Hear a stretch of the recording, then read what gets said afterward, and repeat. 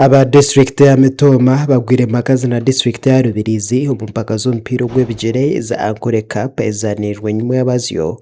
umupira ogu guzanirwa caicho mpira ecyarwa kitandara umugombora ya Bitereko district ya Mitoma kandi mpira guhwire 0-0 ekikopo cha Ankole Cup n'empaka z'umupira istwire nezanwa okubuturo mpira muri Ankole kurwo mwaka gwa 2022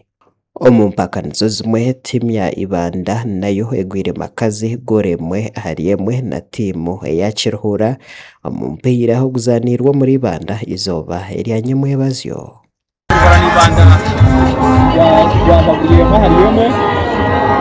kandi twakatayise mu kisayi cy'ike cya Kagongo Ibanda abana ariko bazanaje kereke cyarema no kugira ngo tuwayihayo ibirori bishatu twangenda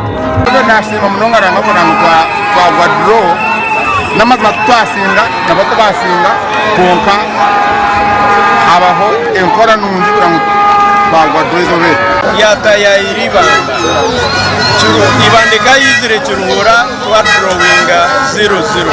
ati twataya iribanda twagaruka twateba goal tuyayo point emwe konka twateba ibarkweta away goal okuteba goal tayayire kimanyisa ngo noboye bembere wabandi ati group yitu Ibanda kazo Kiruhura ati Kiruhura ni area ahamutwe makuraga gashaka Samuel akanyishwa muri Mitoma na Rose na Mara muri Ibanda.